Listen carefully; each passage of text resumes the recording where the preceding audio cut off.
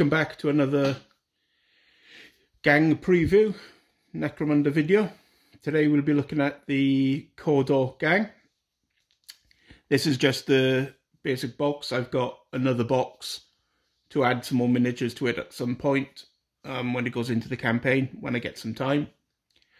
The gang is, reading through the fluff, quite enamoured by the whole concept of the Cawdors, believing them to be effectively angels of the Emperor, as it were. So I've modelled my gang on the Cawdors as the House Cawdor see them. So these are basically in this gang's background, they've got a little bit confused, and they've read Cawdors as custodians, so they basically think they're like divine janitors. So that's how they've modelled themselves.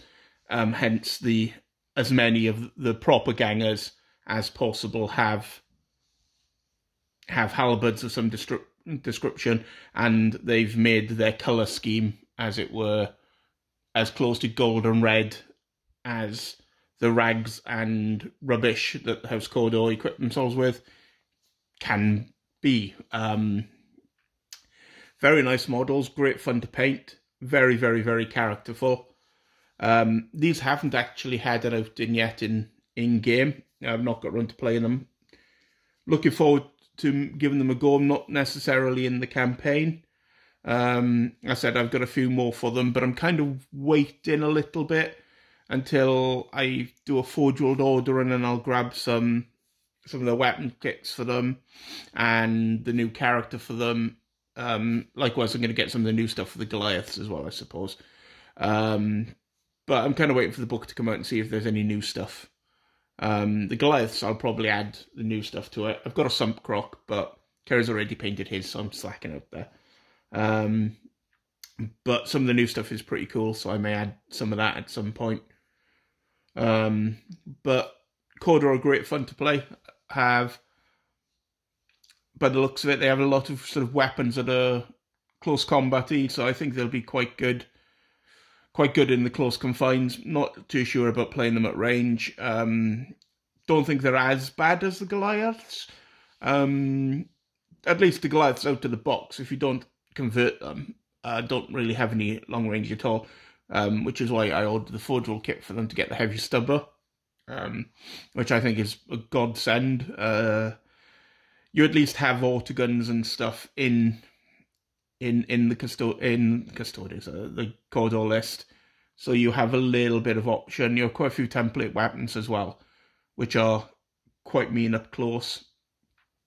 This is going to be one of the gangs I'm not playing, as I said, in the campaign, but it may be available if other people joining in the campaign want to play.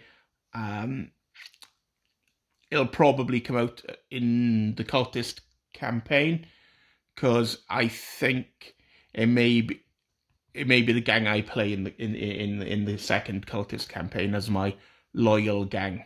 Because I think it'll be quite nice to have basically do two versions of Cawdor.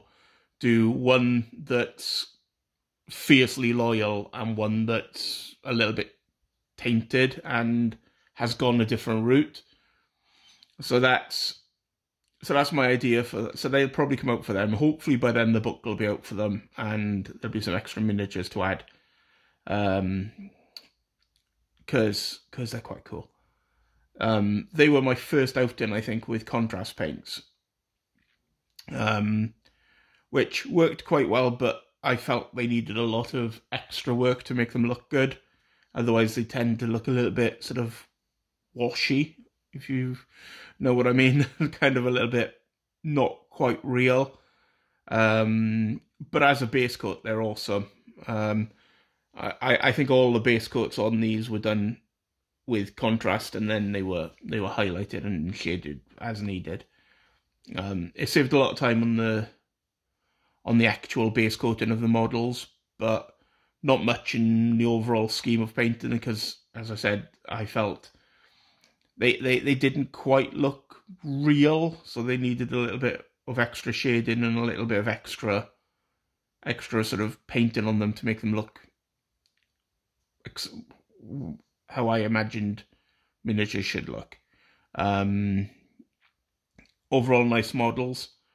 I wish they were some of them were a little bit less unique, in the sense that, like, you get two of those and that stance is a very unique stance with the legs, and there's an unnecessary amount of work to make them generic, I find.